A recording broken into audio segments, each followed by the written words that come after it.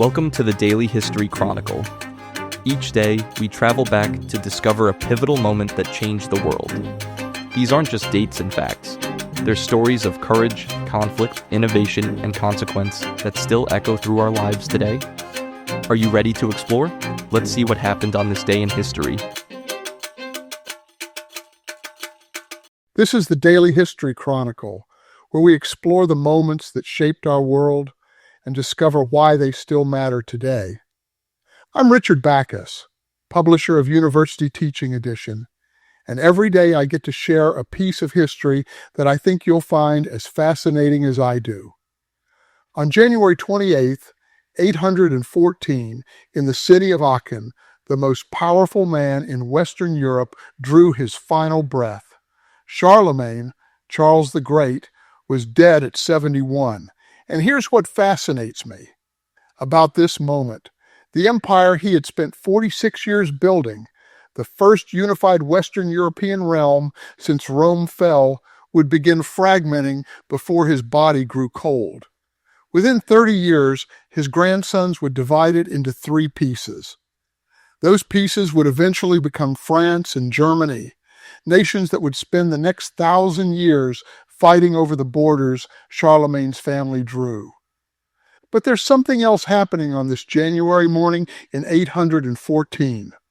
A civilization is about to enter what some historians call the Second Dark Age, centuries of Viking raids, political chaos, and cultural decline. The light that Charlemagne lit is about to dim, not extinguish, dim. And that distinction matters. Both things are true. Charlemagne built something remarkable, and what he built could not survive without him. Picture this, a palace in Aachen, the city Charlemagne loved above all others because of its natural hot springs. The old emperor has been bedridden for 7 days, weakened by pleurisy, an inflammation of the lungs that in the 9th century was essentially a death sentence. He spent his final months doing something unexpected for a warrior king, praying, fasting, and studying the Gospels. According to his biographer, Einhard, who knew him intimately for over 2 decades, Charlemagne spent those last autumn days hunting, his lifelong passion, before illness finally confined him to bed. Einhard's description of Charlemagne is remarkably vivid. He was tall. Modern scientists who examined his skeleton estimate he was 6 feet 4 inches tall, putting him in the 99th percentile for his era, when the average man stood 5 feet 6 inches. He had a round head, large animated eyes, a somewhat long nose, and fair hair that turned gray. His face was laughing and merry. His neck was thick and short, his belly prominent, but the proportions of his frame made these barely noticeable. He walked with firm steps and carried himself with dignity, whether standing or sitting. The man loved to swim. He was so skilled that no one could match him, and this, more than any strategic consideration, was why he built his palace at Aachen, with its warm, natural springs. He would invite his sons, his nobles, even his bodyguards to join him in the baths, sometimes 100 people at once. He took constant exercise on horseback, hunted whenever possible, and hated being told what to eat. His doctors begged him to give up roasted meats in his final years. He refused. He preferred roasts. The doctors could go hang. On the morning of January 28th, he received communion. Then, at around 9 o'clock, he died. He was buried that same evening in the cathedral he had built, the Palatine Chapel at Aachen, modeled on Byzantine churches and filled with columns and marble he had brought from Rome and Ravenna. The haste of the burial was unusual.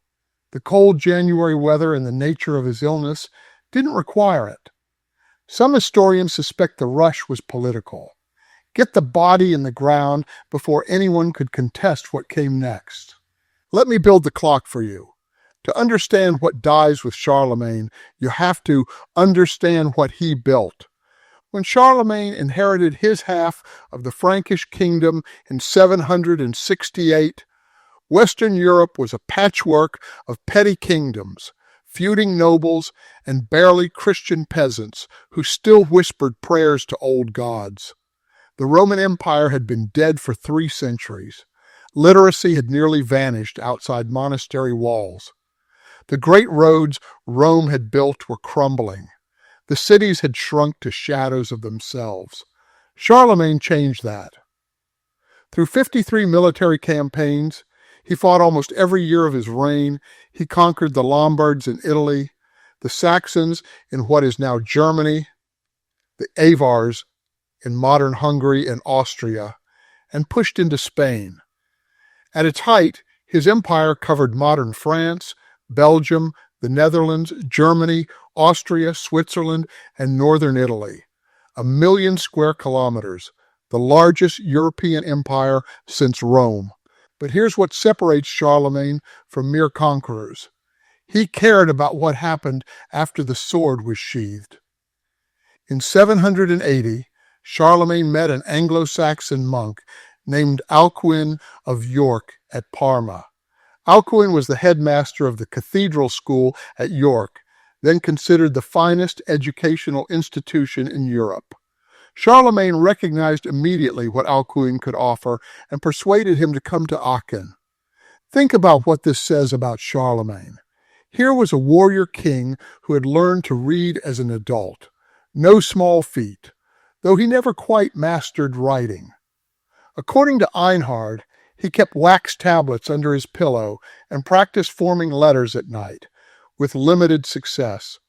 And yet this same man recruited the greatest scholar of his age to transform his empire's intellectual life.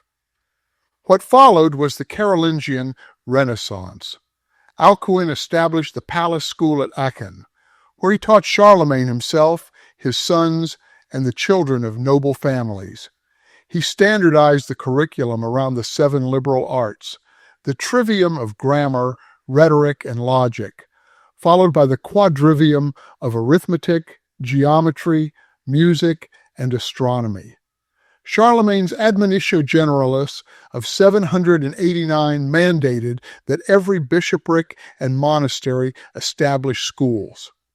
Monks developed a new, clearer script called Carolingian minuscule, the direct ancestor of the lowercase letters you're reading right now. Medieval Latin was standardized, enabling administrators and scholars across the empire to communicate.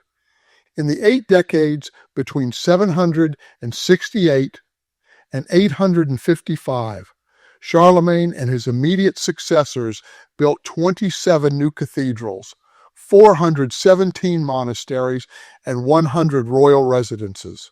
Libraries were established. Ancient manuscripts were copied and preserved. Works by Plato, Augustine, Cicero that might otherwise have been lost forever. The man responsible for this cultural explosion couldn't write his own name. I find that remarkable. But Charlemagne was not simply a patron of learning. He was also brutal when he deemed it necessary. During his 30-year war against the Saxons, he ordered the massacre of Verdun in 782, the execution of approximately 4,500 Saxon prisoners in a single day for refusing to convert to Christianity. Modern historians debate the accuracy of the numbers, but the event itself is documented. Charlemagne believed he was saving souls. The Saxons thought he was committing mass murder. Both perspectives existed simultaneously in the 9th century. They still do. And then there was Christmas Day in the year 800. Charlemagne had traveled to Rome to help Pope Leo III, whose enemies had attacked in the papal court. They had tried to gouge out his eyes and cut out his tongue. Charlemagne restored Leo to power, held a council, and the Pope swore an oath of innocence. 2 days later, on Christmas morning, Charlemagne knelt to pray at the altar of St. Peter's Basilica. Pope Leo approached with a golden crown and placed it on his head, declaring him Imperator Romanorum, Emperor of the Romans. According to Einhard, Charlemagne later claimed he had no idea this was going to happen and would have avoided the church that day if he'd known. Modern historians are skeptical. Surely he noticed the crown sitting conspicuously by the altar. But Einhard's account reveals something important. Charlemagne understood the danger of what had just occurred. By accepting the crown from the Pope, he established a precedent that would haunt European politics for centuries. The papacy had just asserted the right to make emperors. Future popes would use that precedent as leverage against future emperors. The coronation also infuriated Constantinople. The Byzantine Empire still considered itself the only legitimate heir to Rome, and here was a Frankish barbarian claiming their title. Charlemagne apparently tried to smooth things over by proposing marriage to Empress Irene, which would have reunited the empires. The plan collapsed when Irene was overthrown in 802. The split between Eastern and Western Christianity deepened. So when Charlemagne dies on January 28, 814, we're losing more than a man. We're losing the living embodiment of a unified Western Europe. His son Louis, later called the Pious, inherits the empire intact, but Louis lacks his father's ruthlessness and political skill. Within decades, Louis's three sons will be at war with each other. The Treaty of Verdun in 843, just 29 years after Charlemagne's death, divides the empire into three parts. Charles the Bald gets West Francia, the territory that will become France. Louis the German gets East Francia, the territory that will become Germany. And Lothair gets the middle strip, a long, vulnerable corridor from the North Sea to Italy, plus the empty honor of the imperial title.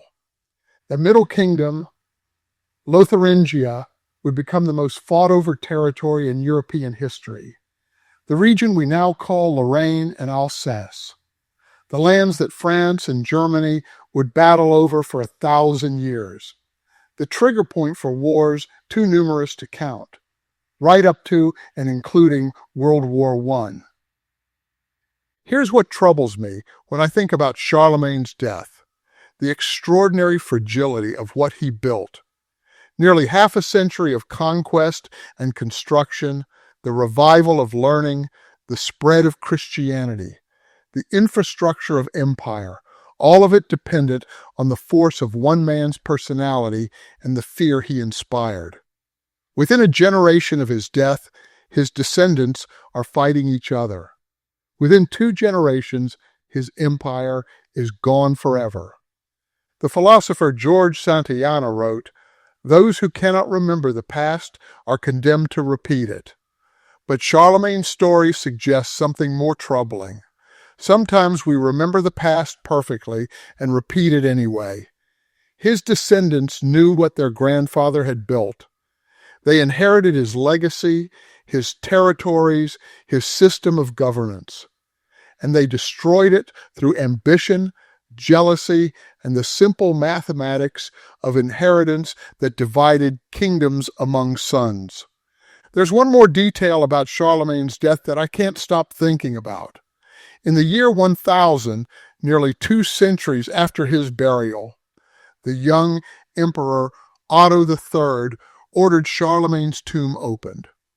Otto saw himself as Charlemagne's heir, the man who would restore the Roman Empire to its former glory. According to Thietmar of Merseburg, a contemporary chronicler, what Otto's party found was extraordinary. Charlemagne was not lying down as the dead normally do. He was seated upright on a marble throne, wearing his imperial crown, holding a golden scepter, with the Gospels open in his lap. His flesh was almost entirely preserved. His fingernails, however, had continued growing after death and had broken through his gloves. Otto cut the emperor's nails, dressed him in new white garments, and sealed the tomb again. Was this account literally true? We can't know, but the story itself tells us something true. Even 2 centuries after his death, Europeans saw Charlemagne as more than a dead emperor. He was a symbol of what had been lost, a reminder of unity in an age of fragmentation, a ghost sitting in judgment of lesser men who could not hold together what he had built. We're still living with the consequences of January 28th, 814, the borders of France and Germany, the relationship between church and state, the very concept of a unified Europe. All of these trace back to Charlemagne and what happened after he died. When European leaders created the European Union in the 20th century, they were, in a very real sense, trying to reassemble the empire that fragmented after this day.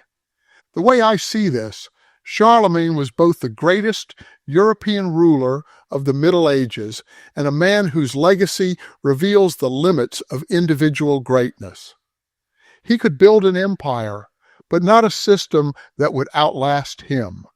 He could spread literacy without quite achieving it himself. He could massacre thousands in the name of salvation and then spend his dying days studying Scripture.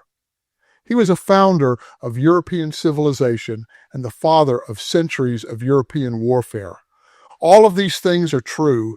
That's what makes him worth remembering. Until then, consider this. What does it mean to build something you know won't last?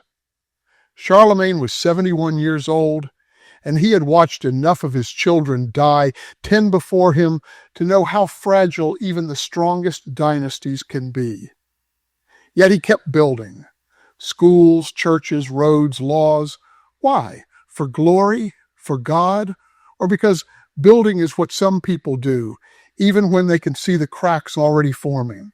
Because that's what the death of Charlemagne teaches us. Not just about the fragility of empires, but about the stubborn human impulse to create something meaningful, even when we know it won't survive us unchanged. Every cathedral he built, every manuscript his monks copied, every school that taught children to read, these outlasted the political unity. The empire shattered. The civilization endured. Thank you for spending these few minutes with me. If you enjoyed this episode, I'd be grateful if you'd subscribe so you don't miss tomorrow's story. And if you have a moment, leaving a rating or a review means more than you might realize. It helps other history lovers find us, and honestly, I read every single one. If this episode made you think, share it with someone who might appreciate it too. I hope you'll join me again tomorrow for more of our shared history.